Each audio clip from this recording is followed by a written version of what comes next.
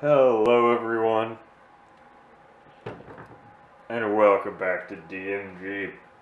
It's the rectangle. I'd call it the cube, but it's not a cube. This is my little NAS system, and today I'm going to be doing some upgrades. You'd know that if you read the title. So the first one is I'm going to be installing this wireless card, which will hopefully be a bit faster than this USB adapter that I've been using.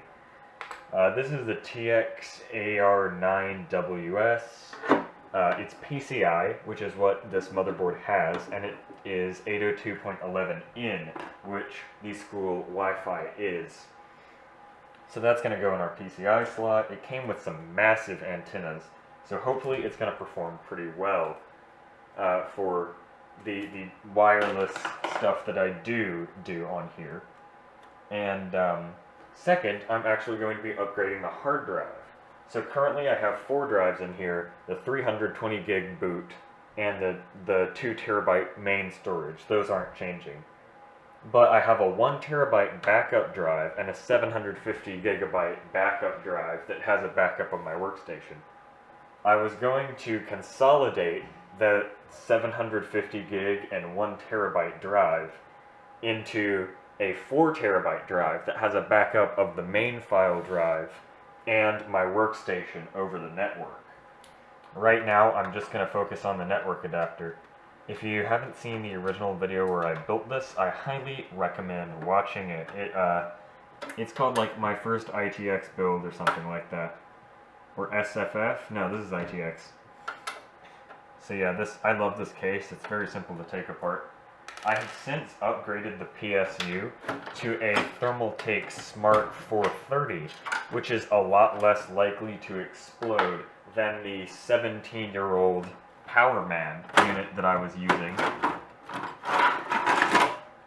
that had like a 20 pin and then just all Molex. Oh yeah, also while I have this open, I want to try and figure out why only 3 gigs of my RAM is usable. I think I have the iGPU set to use 1 gig of memory in the BIOS, and that's why it's not running very well. I'm going to take out this little back plate here. This is how I've mounted the 1 terabyte hard drive. It's an SMR drive, it's really slow, so that's why it's pretty much only used for backup. I might keep this drive as an offline backup of certain files, so if worst comes to worst and someone hacks into this and accesses all of the shared drives remotely, they won't be able to access this one because it won't be shared, so they won't be able to see everything, or delete everything. They'll be able to see it on the original drive. Also, I don't recommend buying this specific network adapter because it doesn't work for Windows 10. I'm running Windows 7 because the RAID drivers on this board are not compatible with anything newer. So yeah, I'll probably have the antennas like maybe something like that, so that, I don't know. Yeah, so that I get some sort of decent reception. Because, again, not everything I own has Ethernet, and neither does the dorm I live in, so if I need to, share files to my laptop or upload files to this from my laptop, this is the only way to do it over Wi-Fi. I bought this PSU for a different project, but it ended up going in here. So it's like completely overkill, but it's the cheapest good PSU that would like not explode, because getting a lower wattage power supply is actually more expensive. So I was thinking this one is okay, I might as well just use this Thermaltake Smart because I already have it, I already bought it. Because, I bought it and then a couple days later someone sent me a Corsair RMX. Again, you know who you are, and thank you.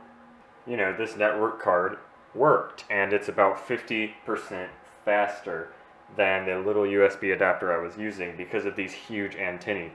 So I am very satisfied with that. Most of this case space is just extra cables because this is not a modular power supply. So you've just got all of this extra stuff So there's my current drive that I have in there, and I will show you what it is in a second. Do not criticize my mounting method. I believe this was OEM from like a Dell server or workstation, because, well, it's got that OEM message, and this was actually in the scrap bin from the IT department. It has a lot of hours of running too hot. Sounds typical for any component in something made by Dell.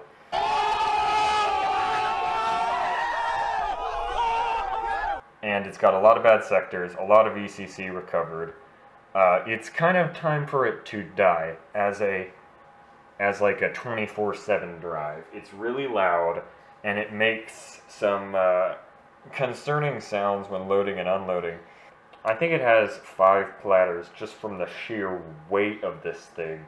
Like, you could probably murder someone with this drive rather quickly. I have not tried that, to be very clear. But it's basically just a Barracuda on steroids, but it still kinda sucks. And our hard drive has arrived. I haven't opened this yet, I've just taken off the shipping labels. Now, just look at the box here on the bottom.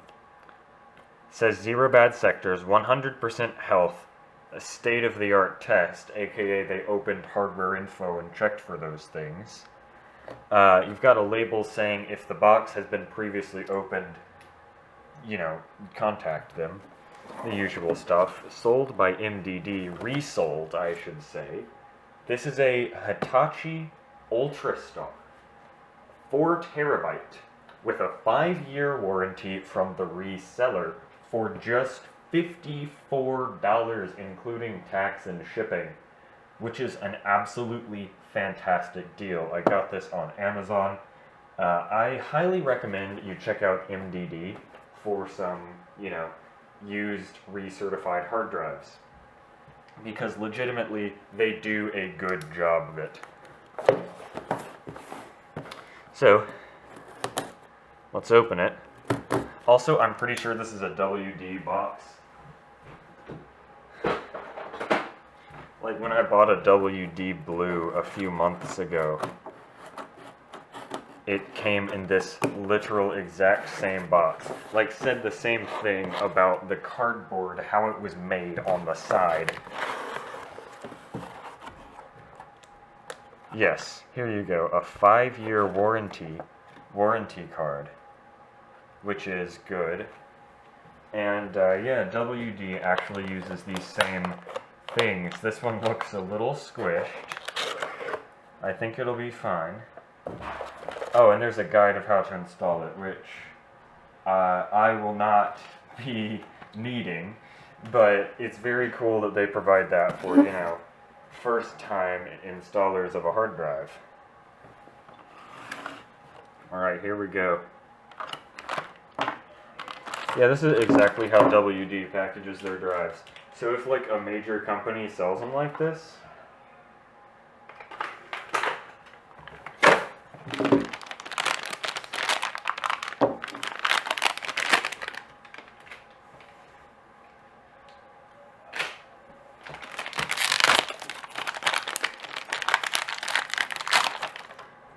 these Ultrastar drives from like 10-ish years ago are some of the best deals you can get when it comes to, you know, terabyte per dollar, because these never break. They get retired from old servers, the servers get sold off separate from the drives, these get wiped and recertified, so the used market is flooded with them because they don't break.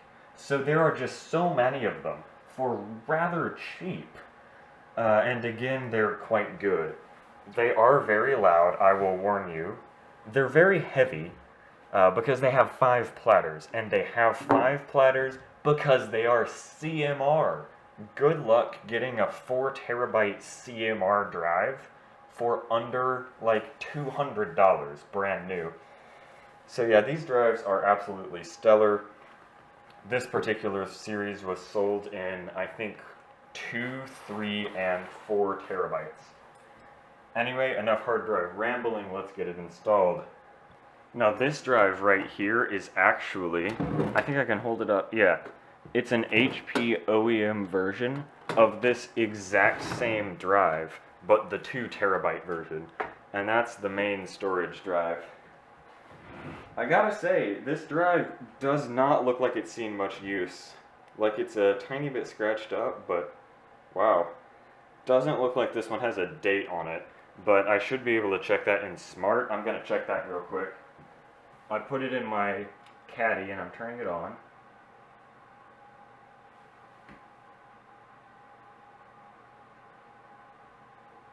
It seems to spin up with no issue. Running list disk, disk 9, 4 terabytes. So here it is. This is actually the largest hard drive I've ever owned. What? Is this brand freaking new? What? Look at this. It's got 1 start stop, 1 power cycle. What? Is there a way to clear the smart data, or like, what is this, a new old stock drive? Because, okay, here's my theory. This is a new old stock drive because, yeah, look at that, 20 sectors red. Anyway, I think this is new old stock because I said it was packaged in the same box as WD drive that I bought. And guess who now owns Hitachi WD? So it would make sense that a Hitachi drive bought by WD, that, you know, WD would still be using the same packaging that Hitachi would, if that makes sense. So this may literally be a new old stock drive, which is really, really cool. I was expecting a couple years of uptime, but no, this is brand freaking new. So that just made my entire week. I'm just amazed with how clean that Smart is.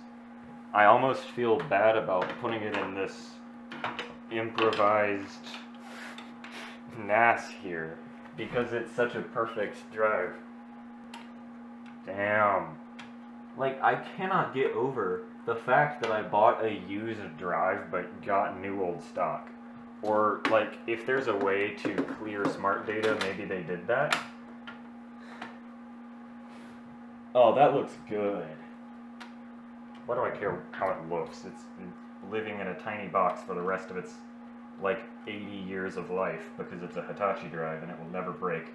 Okay, before I close this thing up, here's the drive I just installed, the 4 terabyte Hitachi. Then here's the 2 terabyte Hitachi that's the main storage drive. And then it's hard to see, but down in the mess of cables, there's a laptop, 320 gig laptop WD blue with too many years of uptime. That is the boot drive. And of course the Seagate on the other side is like the offline backup.